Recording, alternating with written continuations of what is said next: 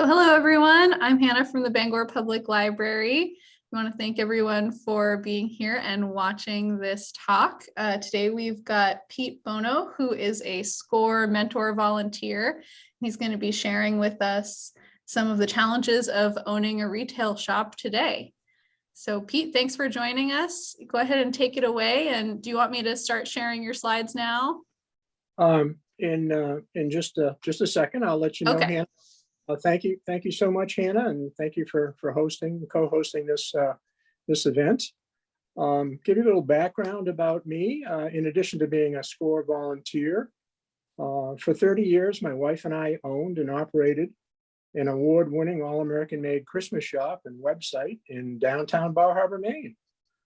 Housebeautiful.com in their November 5, 2018 award rated our specialty shop the best holiday decor store in Maine based on Yelp reviews. Boy, say that 5 times fast. We were proud to receive this formal recognition from our loyal customers, and certainly is very gratifying after 30 years being in business. So if you would go to slide 1, please, Hannah. There we go. So for this presentation, which is depicted on the screen, I'll be offering you real-life examples of retail logistics and operations from my business, and also some other businesses in Bar Harbor. So get ready for some real retail stories, good and not so good, as I learned along the way, like many entrepreneurs do. As you may know, Bar Harbor is the #1 tourist destination in Maine, with over 4 million visitors annually, which is why my wife and I chose it for our business. We had no prior retail experience, but relied on our 20 years of sales, marketing, and management experience with the world's largest privately held corporation in the healthcare field at that time. So with that background on me, let's begin our discussion of the challenges of owning a retail shop today. Next slide, please. So this is here we are, okay. This is my wife and me in our Bar Harbor Christmas shop, and also giving today's 5 challenges that we're going to go through in that sequence: choosing a business location, determining operating hours, hiring and training staff, building an outside team of support vendors, and installing and maintaining operating systems. I think these are the top 5 that I've chosen. There are others along the way, certainly, but we're going to focus on these for this presentation. Next slide, please. So this is our location on Main Street. Speaking of choosing a business location, there's an old saying about 3 things you need for success in business: location, location, location. And that's true today for both a physical and/or online location. And the online location, as you know, saved many small businesses during COVID, when access to physical locations were prohibited or limited by law. So option 1 for a physical business location is to rent one based on where your target market is located. Easier said than done. We rented 4 different locations over 5 years before we found the best location for our customers, which is shown here in the slide in the heart of downtown Bar Harbor, with great Main Street visibility and heavy pedestrian traffic that our business needed. But it didn't all begin there. Next slide, please. Our first rental location was in a small strip mall on the Bar Harbor Road between Ellsworth and Bar Harbor. As we wanted to be a year-round business for local Ellsworth residents, in addition to catching the heavy seasonal influx of Bar Harbor tourists traveling by car on the only main road going to and from Bar Harbor.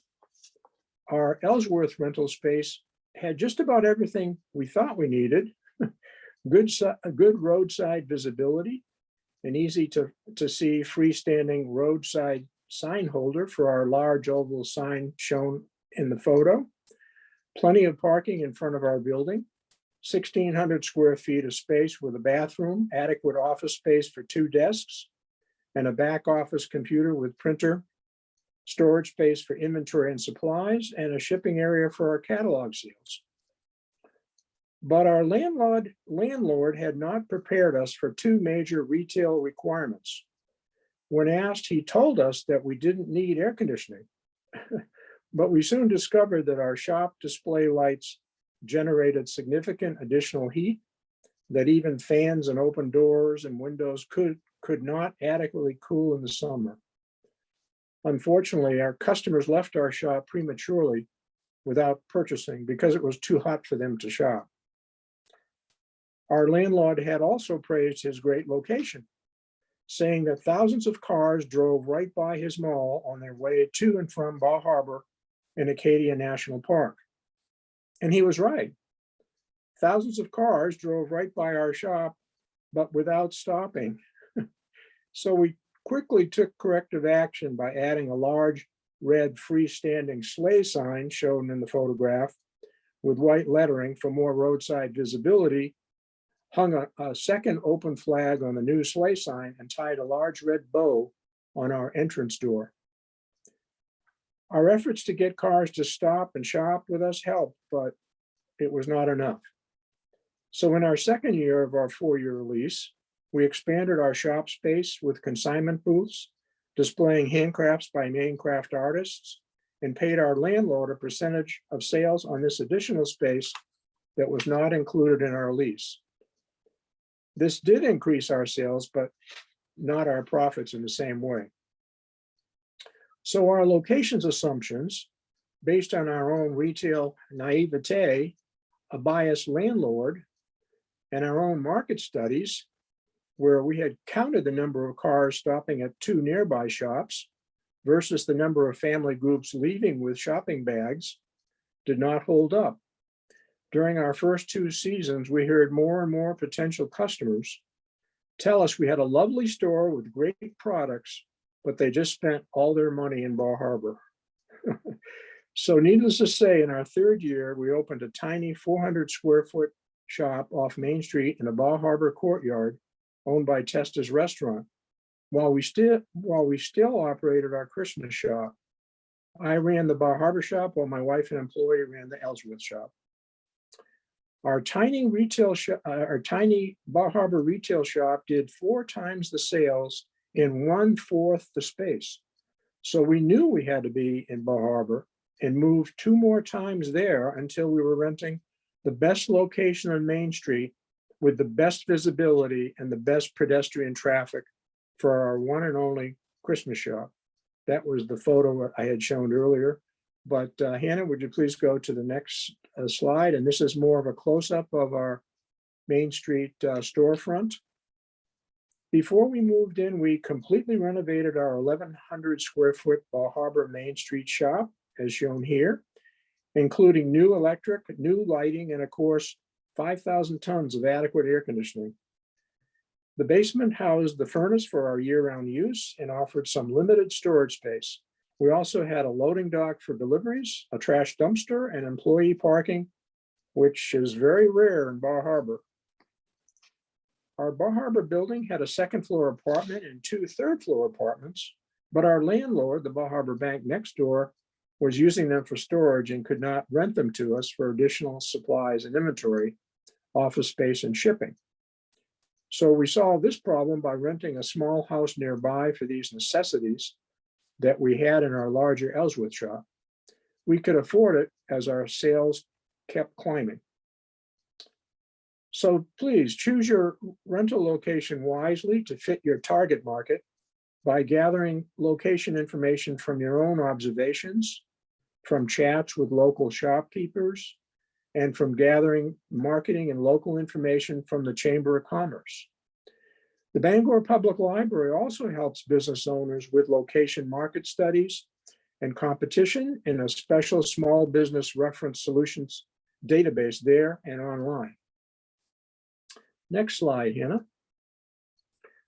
Option 2 for a physical business location is to buy one. which we did after our first year of renting our Main Street building from the Bar Harbor Bank, but only after 4 previous rentals to be sure we were buying in the right location for our growing business.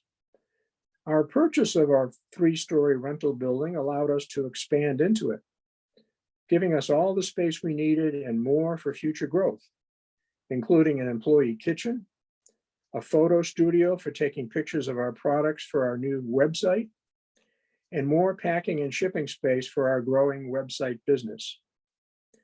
So please, before you sign a rental or purchase contract, be sure you have a real estate lawyer review them first.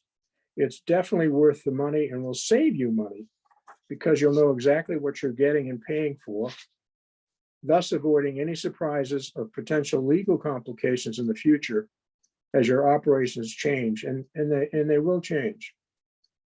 The benefits of buying commercial real estate versus renting is that you're building valuable equity that you can cash in with appreciation added whenever you sell your business real estate. After 25 years of ownership, we sold our Bar Harbor business building and parking lot for 3.5 times what we paid for it. That's like getting 25 years of rental money back, even after paying capital gains taxes on the sale. Had we rented for those 25 years, we would have gotten nothing back, of course, and nothing to add to our retirement income, which we're living off of right now. Next slide, Hannah, please. Option 3 for a physical business location is home-based, which works for those with only an online presence or for specialty retailers like Parsons in Bar Harbor. They sell fresh seafood. They sell fresh seafood from local fishermen from their home just outside the downtown area, and their signage is shown here. It works for them because they have a large local following, word of mouth advertising, a prominent roadside sign on a main road that you can see here, and easy access with a U-shaped driveway and parking lot. And their fresh seafood is cheaper than both the Bar Harbor Hannaford and downtown Peaky Toast provisions, which also sell fresh seafood. Operating a business out of your home means much lower overhead for more competitive pricing and income tax deductions for dedicated business space. But it's not for every business, as we realized, because we started on a roadway with a roadway sign similar to Parsons. Next slide, Hannah, please. So in wrapping up the first part of our topic of business locations, you remember me mentioning the old saying about 3 things you need for success in business? Location, location, location. Or do you know why the word location is repeated 3 times? Because you may have to try at least 3 different locations before you find the right one for your business. It took us 4 locations for our business, but the payoff was worth it. So my advice is lease first for no more than a year or 2, so you can upgrade to better locations, a year or 2 at a time, until you can ultimately buy your best location. Next slide, please. Our second topic is determining operating hours. Your open hours must meet the needs of your target market, of course, but it also must meet your needs as a business owner. Bar Harbor is seasonal, so our hours were seasonal, changing monthly. We closed our shop after Christmas through mid-April, stayed open for 7 days a week from mid-April through Christmas Eve, added evening hours until 9 or 10 p.m. in the busy summer and fall months, then back to days only in the slower November and December months. But we stayed busy at that time processing website orders in our shop, which are about 20 to 30% of our total sales. Today's staffing shortages are forcing many retailers throughout Maine, and the country for that matter, to cut back on their hours and even close on some days they cannot cover with staff. This affects their bottom line significantly, as it meets neither customer needs nor business owner needs. Once you know your customers' needs, observe when they stop in your neighborhood, and when your competitors are open, you'll be able to determine your own operating hours, given sufficient staff and your own business income needs. Next slide, please. Our third topic is hiring and training staff. Business owners must always get creative with staffing and must train their staff correctly to avoid any costly turnover. We found the best way to staff our seasonal business was to have a core group of 4 full-time year-round managers, including our general manager, our assistant/website manager, my wife and myself. Then we supplemented that core group with 6 or more full or part-time seasonal employees for 8 months. It was our core group who worked any shortages of hours created by our seasonal employees, and there were always shortages. The number of people you hire depends on what you can afford, how much overtime you and any working family members can work. With today's labor shortages, this is how Maine small businesses are surviving, even after reducing their open hours and closing for a day or two each week. Virtually every business in Bar Harbor has had help wanted signs in their windows as the season continues through late October.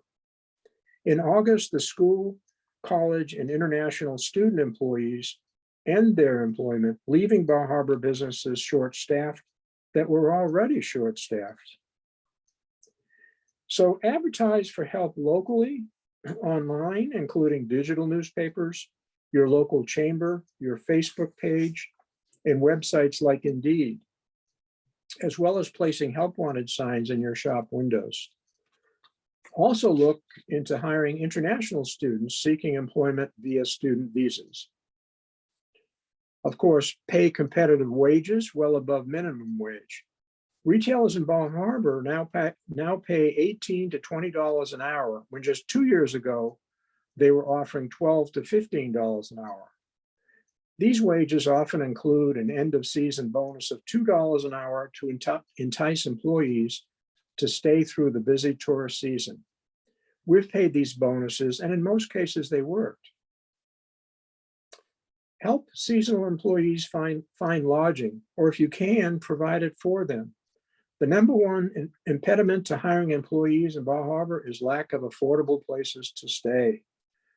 This has been worsening lately since businesses are buying homes to house their own employees or renting them out to visitors as Airbnbs, which bring in more rental income.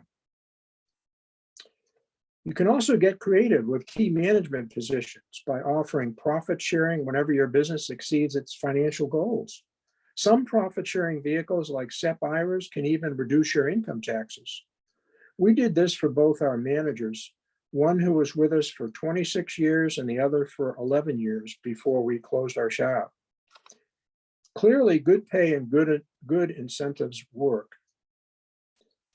Regarding interviews, we found the best way to interview is to add on a working interview when a candidate passes the typical job interview. A working interview simulates the job available with an on-the-job trial run, such as giving the candidate a script ahead of time and having him or her welcome customers in your shop and briefly telling them about your business. And when you do hire an employee, you want to put your offer in a letter that spells out everything discussed in the interview, so there's no misunderstanding about the job. You want to include work hours, work days, pay periods, pay, bonus, overtime policy, dress code, performance reviews, etc. Provide your new hire with a job description and a job skills procedure checklist too, as a training guide for their reference, while receiving one-on-one on-the-job training with a manager or supervisor who's closest to the work being performed. Again, these documents will avoid future misunderstandings and make employment expectations crystal clear. Two of the most important job duties for retail job managers are employee training and constantly monitoring the shop for adequate staff coverage. A SCORE job analysis worksheet and template can help you determine the responsibilities you'll need to delegate your employees to prevent tasks from slipping through the cracks. The link for it is shown here in the slide. Once you've completed it, you can use this information to create job descriptions and employment ads. And the Maine Department of Labor is your go-to source for Maine labor laws. Find them at maine.gov or call them with your employment questions. I've found them to be very helpful. There are state laws governing help wanted ads, job interviewing, new hire required documents, job wages and salaries, overtime, employment posters, and virtually every aspect of employment. Which takes us to the next slide. This slide shows a list of an outside team of vendors.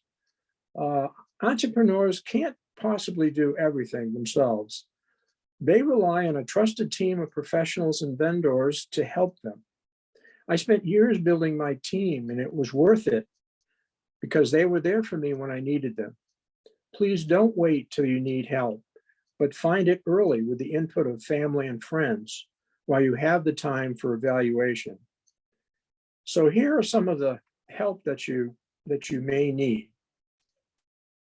A business attorney for contracts, establishing and maintaining a legal business entity and settling legal disputes.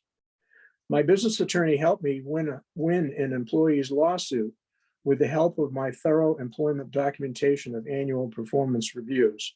So thank goodness I had a business attorney to call upon when I needed him. A trust attorney for your living trust regarding the disposition of your business assets. It's always wise to formally plan on what will happen to your business without you. A CPA or an accountant for your taxes and financial statements. My CPA was more than a CPA. He became a trusted business advisor and business planning consultant. Of course, a banker for business checking, credit cards, credit card processing, business loans, and a line of credit. I had the same business officer, a business loan officer for 25 years, and he was always there when I needed him. We met annually to discuss my business's performance, including prior year's financial statements versus the year before, and my current year's pro formas, as these were requirements for our line of credit. Also, a payroll processor. Gusto, Paycheck, OnPay, and Patriot Payroll all have online payroll services for small businesses at reasonable rates. Keep in mind that the merchant is always responsible for any errors, omissions, and penalties in reporting incorrect payroll taxes, even if it's the fault of a paid professional processor. I did my own payroll for this reason, and also to maintain confidentiality. Insurance representative for workers' compensation insurance and adequate business insurance coverage in the event of a loss.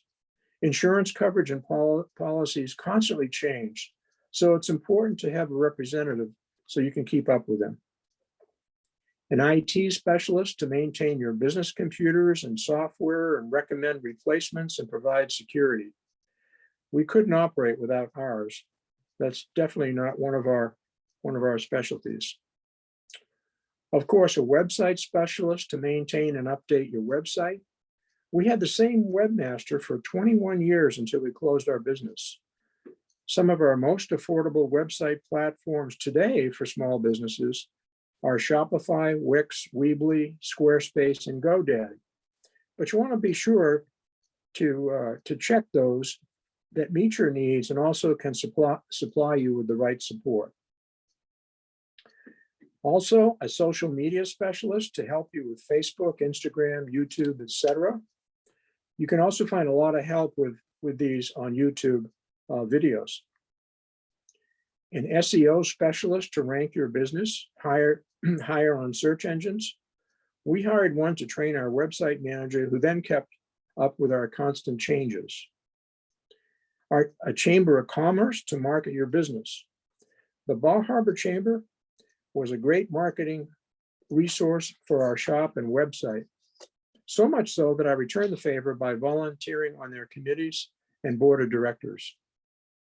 A business phone and high-speed internet provider. a business building and equipment service provider and providers such as carpenters, electricians, plumbers, heating, air conditioning, etc.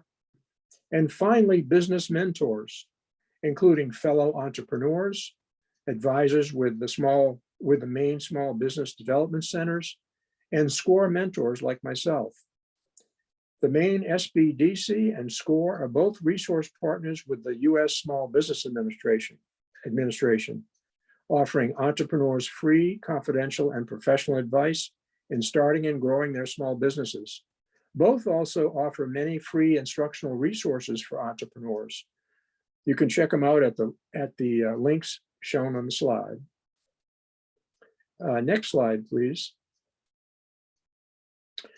Our fifth and final topic is installing and maintaining retail operating systems. Even small retailers can justify the installation of a point of sale or POS software system today. In 1990, when we started with a POS software developed by an American retailer, and later we upgraded to a Microsoft retail point of sale software system for our shop cash registers, computers, website sales orders that were automatically downloaded to it. Among other things, it tracks sales, inventory, and cost of goods sold. Now, retail POS software can give you a truly all-in-one system for managing and operating your business from your desktop, computer, iPad, or iPhone. We purchased a service contract for our Microsoft POS system, serviced by a local vendor.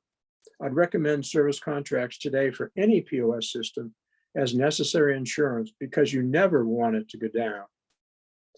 Many POS systems today offer retail-specific features, including robust inventory management, purchase orders, computer market research, loyalty programs, e-commerce, mobile ordering, handheld processing devices, and more. They allow you to access your store's back office from anywhere or move around your store, freeing up congestion at the checkout counter. There's an online resource titled 7 Retail POS Systems with the Best Features for Small Businesses in 2021, written by an independent specialist. I recommend it. This is shown in the bottom right corner below the photo on the screen. And for our bookkeeping, accounting, and payroll needs, we use QuickBooks software due to its low cost, simplicity, and ease of use. They also offer many instructional tutorials and can even put you in touch with a local technical support specialist. We also found Staples and Office Depot technical support to be very helpful after the sale, of its office computers, printers, and other business equipment. Next slide, please, Hannah. So this is a text showing a summary of what has been presented today, and three score resources. So we've covered the 5 retail challenges shown in the top of this slide. Excuse me. And you'll find more SCORE resources for retail shop challenges at score.org. And they include questions to ask before signing a commercial lease, location, and making online clicks to lead to your brick location. Next slide, please, Hannah. This is a continuation of more SCORE resources, operations handbook, job description, staffing, hiring, job interviewing questions, working interviews, software advice, and your Maine SCORE mentor, who you can find at score.org. All you have to do is fill out the mentoring request form, and you'll be matched with the right SCORE mentor who will make an appointment with you. And we're going to be giving all these slides and also a transcript of my presentation to attendees. So at this time, we'd like to stop the presentation and answer any questions and also have a discussion. Pete, that was fantastic. I feel like I learned so much from someone who's actually on the ground doing all this work. One question that I have is, you started talking about determining foot traffic and kind of assessing how much traffic you were going to get into the store. Can you give me some details? So if I was going to open up a shop in a town, would you stand there and count people? Like, what's the practical way of assessing how much traffic and probably more importantly, how many purchases, right? Not just someone wandering into the store. What creative ideas did you use to assess that? Uh, nothing pretty creative. You hit the nail on the head. What I did and my wife did, we split up and we covered two different locations. And what we would do is we would either sit in our car, or in this case, I think, yeah, we sat in our car and just observed what was going on. And we had a notepad, and we ticked off the number of groups, individuals or family groups who entered a shop. And then we noticed when those groups came out of the shop, how many of them were carrying a bag that they hadn't carried when they went in. And that's getting pretty basic, but that's what we did. And that did give us an indication of foot traffic. Unfortunately, in retrospect, we should have done the same in Bar Harbor and compared the two. But we were pretty set on. We went to Bar Harbor and we did check it out. But we felt at the time that we wanted to be part of a year-round community, which Ellsworth is, in order to not only have a business from the locals, but also the tourists. But that ended up being lopsided, because when you compare 4 million visitors to 20,000 locals, the math isn't there. So that's why I said we made our mistakes along the way. But being a small business, you can be nimble and you can correct these things quickly. And we did it as quick as we could. But the process was a learning experience for sure. Okay. Thank you. That's helpful. Yeah, good question. Good question. Yeah, that was really good, Pete. I'm almost ready to start my own retail business. No, seriously, as you were describing your Ellsworth location, and you weren't getting the traffic coming in, I was kind of thinking, oh, how about cash flow here? What's your advice to somebody starting out in retail where they're not getting as much traction as they hope to get? Well, of course, today you have more options, with social media. We advertised with the local newspaper at the time, the Ellsworth American and the Bar Harbor Times at that point, which really, in the 1990s, I mean, that's really all you had, word of mouth, and anything you could do to make your signage visible, because that's why the signage was so important, whether the signage was by a roadway or whether the signage is on the building. That's how you want to stop, as much traffic as possible. But there's so much more today with the internet and all the social media. But we were as creative as we could, and we really changed our business mode from selling Christmas items to also selling Maine handcrafts that were made by locals, that they didn't have to be Christmas related at all. So that was a major shift in our business model. So we went from Christmas only items to any handcrafted items made in Maine, and that did help us, as I mentioned. Unfortunately, the profits weren't there.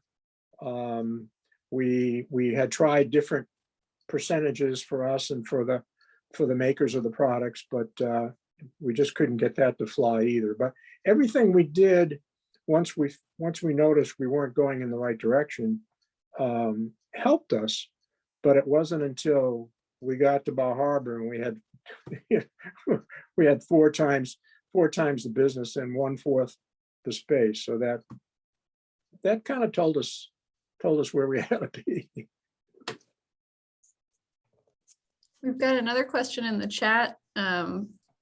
What should be the deciding factor for someone to open brick and mortar versus e-commerce only? Do you have any thoughts on that, Pete? Yes. Passion. Passion and energy. When you have a business, whether it's online or whether it's a storefront, you're going to be operating that business 24/7, even when you're not physically there. But opening a shop requires physical presence of you, family members, if you're lucky, such as my wife. And I did have other family members participate also, which was a benefit, like nephews and a sister-in-law. But when you have a shop, it's an everyday event. You've got to be there every day. You have to have the staff there every day. And the plus side of that is the motivation for us as we continued, and the motivation to change, to come up with new products, to change displays. The motivation you could see from people going through the shop, and that was a motivation to improve. We were constantly improving. Every year we would improve displays in order to attract more people. Now, the way you do it on the website today, of course, there's all kinds of data that get, and you study the data and you make changes accordingly. But I guess I'm old-fashioned, because seeing your customers in person is ideal. But the online only is certainly a way to go. There's a lot more competition that way. You have to get you have to get out there in the midst of millions and millions of others. The SEO, search engine optimization, becomes critical. We did both. We were one of the first businesses in Bar Harbor to have a website, and we kind of grew along with that into the social media and other improvements. We also sold our products at malls, which I didn't mention in here, at local mall in Ellsworth, and also the Bangor Mall, to supplement during the Christmas season, to supplement our business. That was a transition between having a shop and going to the website. And once we were sure that our website was doing well enough, then we stopped the mall and just focused on our shop and our website.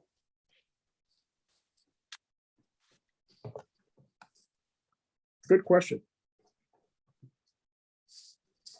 Pete, I think you did a great job. My other question was, is there an industry standard of the number of people that might walk into a store versus those who will actually walk out with a package, like 10%, 20%?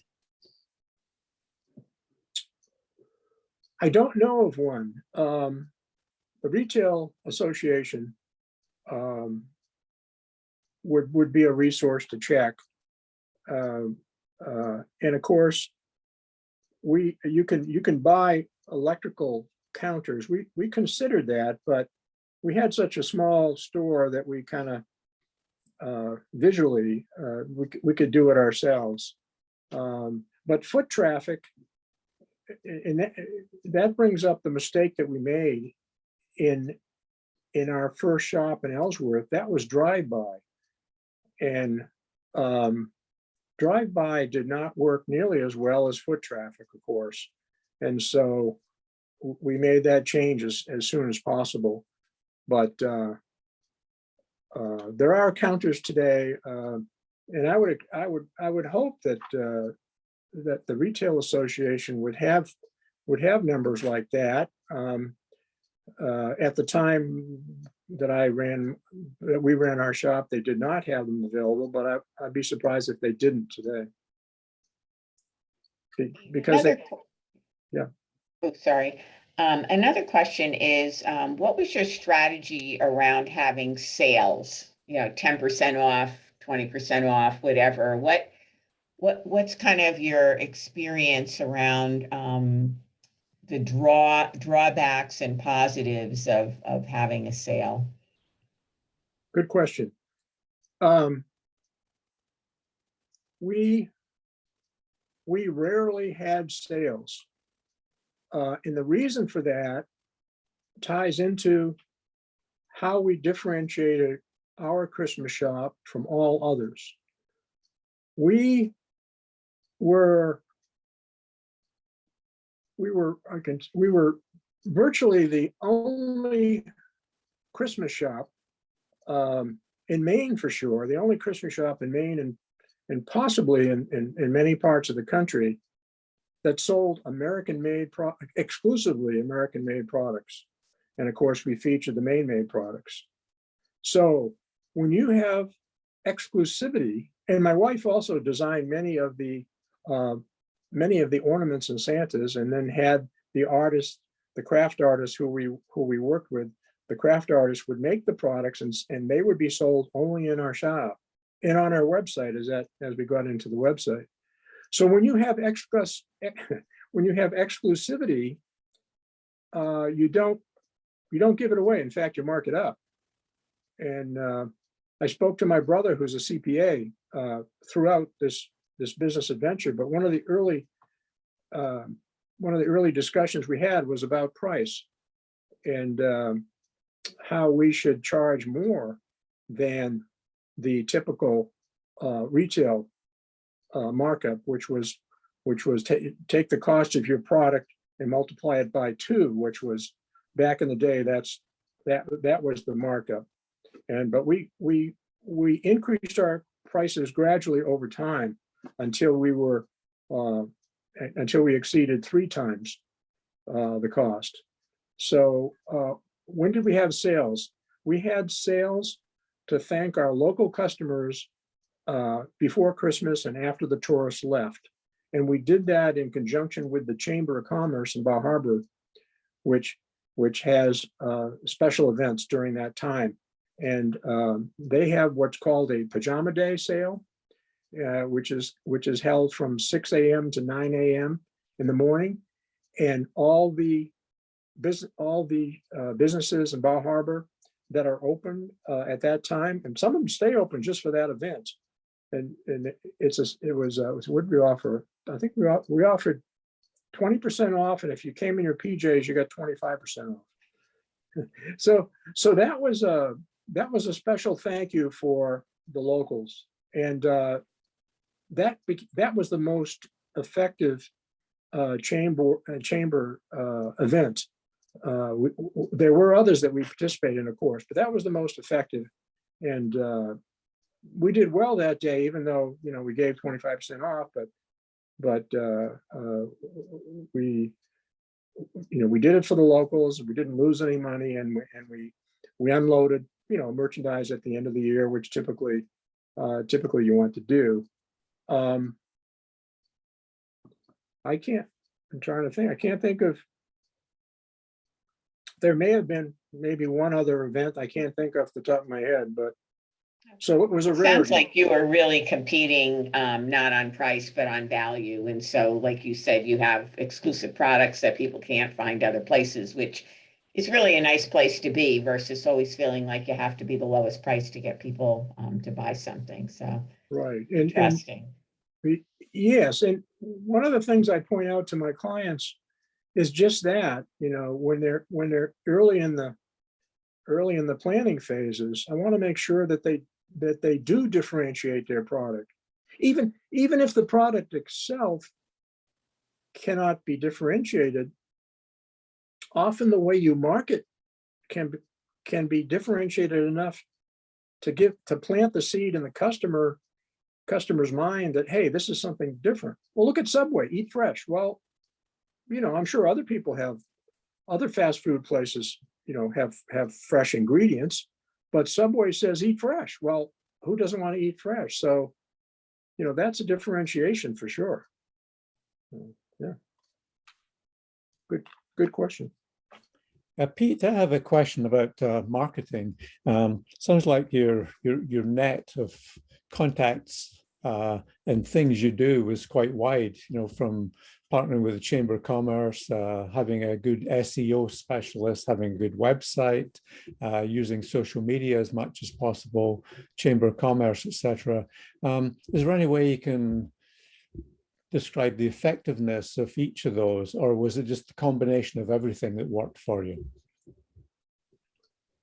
Well, the chamber probably was, in addition to local advertising, local newspapers, and then getting into digital issues of local newspapers, but the chamber was an ongoing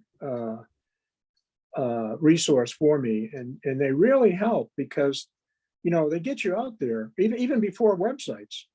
They had and they still have a guidebook that they send out to potential visitors before they come, which lists all the retailers, and you can run ads, and we did run ads in that.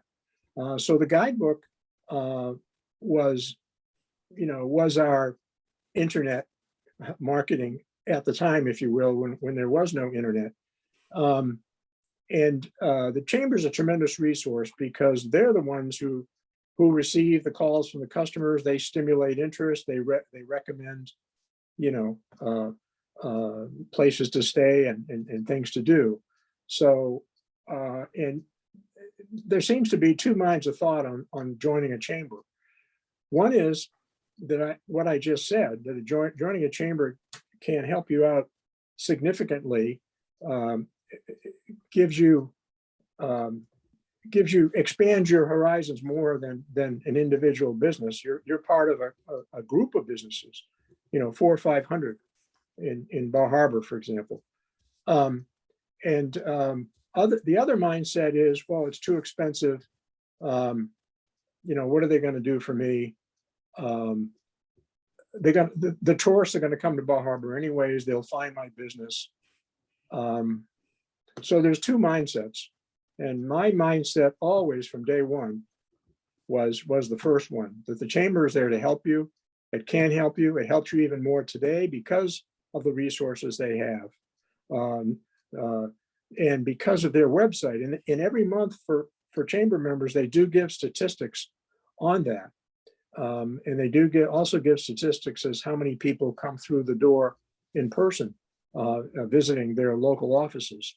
So there's much more today happening with the chamber in a good way than when I joined the chamber over 25 years ago. Thank you. You're welcome. Well, thank you again, Pete, and thanks to everyone for coming today. This was great, and this video will be posted on the library's YouTube channel. I'll send it out along with the slides and the notes. And yeah, everyone have a lovely afternoon. Well Great. done.